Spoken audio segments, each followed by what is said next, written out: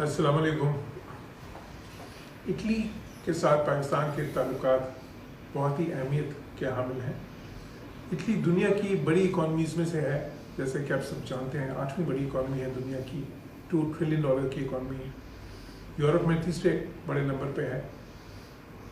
جو ہمارے تعلقات ہیں اٹلی کے ساتھ، اس میں ظاہر سیاسی، اقتصادی اور کلچرل، اور پھر ہماری بڑی ڈیاسپورا بھی ہے اٹلی میں۔ بلکہ اٹلی میں اس وقت یورپ میں پاکستان کی جو سب سے بڑی ڈیاسپورا ہے UK کے بعد، وہ اٹلی میں ہے، اور یورپین یونین میں پہلے نمبر پہ۔ تو کووڈ جو ہے، اس کا پینڈیمک جس نے کہ پوری دنیا کو ہلا کے رکھ دیا ہے، اس نے اٹلی میں بھی بہت تباہی پھیلائی۔ کوئی 35,000 کے قریب اموات ہوئی اٹلی میں اس کی وجہ سے، اور اس سے ظاہر ہے کہ ان کی جو اکانومی ہے اس پہ بہت فرق پڑا۔ پاکستان کے ساتھ جو اقتصادی تعلقات ہیں اس میں بھی ایک جو ہے ایک ہیکپ بنا۔ لیکن جو اچھی بات یہ ہے کہ وہ بڑی تیزی سے ہمارے جو اقتصادی ان کے ساتھ تعلقات ہیں وہ بڑی تیزی سے ریکور ہوئے ہیں،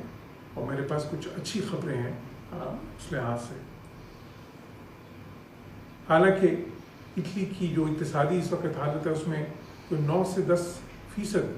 کے قریب اس وقت نیگیٹو گروتھ ہے یہاں پہ، جو کہ بالکل انپریسیڈنٹڈ ہے۔ اٹلی میں سیکنڈ ورلڈ وار کے بعد اس طرح کبھی بھی نہیں ہوا، اور ہم بھی ظاہر ہے آج کل نیگیٹو گروتھ ہی فیس کر رہے ہیں۔ لیکن اس کے باوجود پاکستان اور اٹلی کے درمیان جو ٹریڈ تھی، جو کہ بہت زیادہ افیکٹ ہوئی اس سارے سچویشن سے، اس پینڈیمک کی وجہ سے، لیکن پھر بھی اچھی بات یہ ہے کہ اگر ہم پورے سال کے فگرز لیں تو جو ہمارے سب سے لیٹسٹ فگرز ہیں اس وقت 2019-20 کے فائنینشیل ایئر، اس میں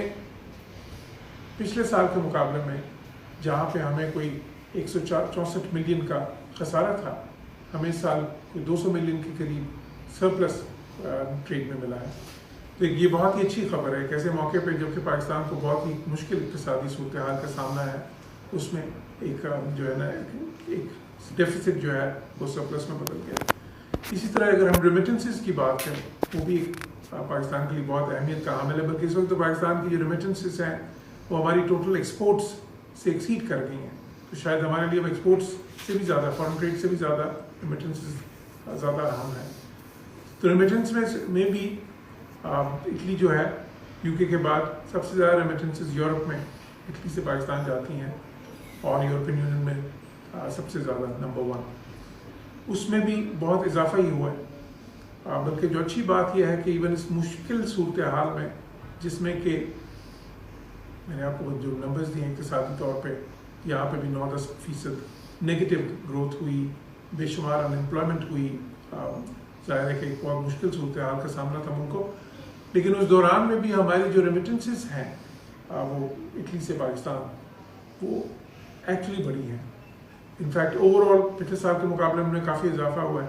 اور اگر ہم جون کے مہینے کی بات کریں تو اس میں تو تقریباً 70% کے قریب اضافہ ہوا ہے ریمیٹنسز میں۔ تو یہ بہت ہی اچھی خبر ہے۔ پھر اسی طرح جون میں ہم دیکھتے ہیں کہ ہماری جو ایکسپورٹس اٹلی کو بہت کم ہوئی تھی اس سے پہلے، وہ بھی بہت تیزی سے واپس وہ ریکور ہوئی ہیں۔ ایک اور اچھی خبر یہ ہے کہ اٹلی میں اس وقت انہوں نے جو صورتحال ہے اسے نمٹنے کے لیے مختلف جو اقدامات کیے، اس میں ایک اقدام یہ بھی تھا کہ جو غیر ملکی یہاں پہ لیگل جو ریگولر اسٹے ملوث تھے، یا ان کا اسٹے ریگولر نہیں تھا، جس کو ہم یہ کہہ سکتے ہیں، ان کے لیے انہوں نے ایک پروگرام شروع کیا ہے جس میں کہ ان کو ریگولرائز کیا جائے گا، ان کو ٹیمپرری ورک ویزاز دیے جائیں گے، اور پھر وہ ایکسٹینڈیبل ہوں گے۔ تو ہمارے ادھر ہزاروں پاکستانی بھائی ایسے تھے جو کہ اس کیٹیگری میں آتے تھے، تو ان کے لیے ہم نے ان کو فیسیلیٹیٹ کرنے کے لیے ایمبیسی نے ایسے اقدامات کیے کہ زیادہ سے زیادہ ہمارے پاکستانی بھائی جو ادھر ہیں، اور ان میں بہت ساروں کے پاس وہ کاغذ صاف بھی نہیں ہوتے جو ان کو چاہیے ہوتے ہیں، تو ایمبیسی نے ہنگامی بنیادوں پہ کام نہیں کیا، اور وہ ہزاروں کی تعداد میں ان لوگوں کو وہ کاغذ بنا کے دیے گئے ہیں کہ جس سے وہ اپلائی کر سکتے ہیں۔ تو انشاءاللہ بہت سے اس سارے پروسیس کے بعد ہمارے ہزاروں پاکستانی یہاں پہ جو ہے وہ ریگولرائز ہو جائیں گے، اور اس سے یہ ہوگا کہ ان کی جو انکم ہے وہ پہلے سے بہت زیادہ ہوئے گی اور ہماری ریمیٹنسز انشاءاللہ بڑھیں گی. اور یہ ہم نے اتنے نامساعد حالات میں کیا جبکہ دنیا میں اٹلی ایک ایپی سینٹر بنا ہوا تھا کووڈ-19 پینڈیمک کا. اس کے باوجود ہماری ایمبیسی جو سی ہے وہ کھلی رہی, ہمارے کونسل سیکشن کھلے رہے سارے, یہاں پہ بھی اور میلان میں بھی. اور ایسے موقع پہ جبکہ دوسری جو ایمبیسیز تھی, میں آپ کو یہ بتانا چاہوں یہاں پہ کہ یہاں پہ ان کے فورن آفس والوں نے بھی مجھے بتایا کہ ان کے جو سینئر افسر ہیں وہ ہفتے میں ایک بار آتے تھے اس وقت, ان کی روٹیشن پالیسی اس طرح کی تھی. یہاں پہ جو بڑی بڑی ایمبیسیز ہیں دوسرے ملکوں کی, مثال کے طور پہ برطانیہ کے سفیر نے مجھے بتایا کہ ابھی بھی ان کے 95% افسر اس وقت بھی برطانیہ کی ایمبیسی کے وہ گھر سے کام کر رہے ہیں.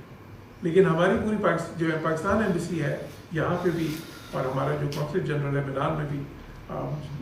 وہ دونوں سارے افسر سارے اسٹاف ہمہ وقتی فل ٹائم اسی طرح کام کر رہے ہیں جس طرح پہلے کرتے تھے, اور اس دوران میں بھی ان سارے مشکل حالات میں بھی ویسے ہی کام کرتے رہے.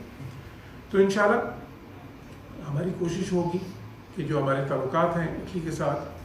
سیاسی تو ظاہر اس میں تو بہت گنجائش ہے, پہلے بھی بہت اچھے ہیں, لیکن جو اقتصادی تعلقات ہیں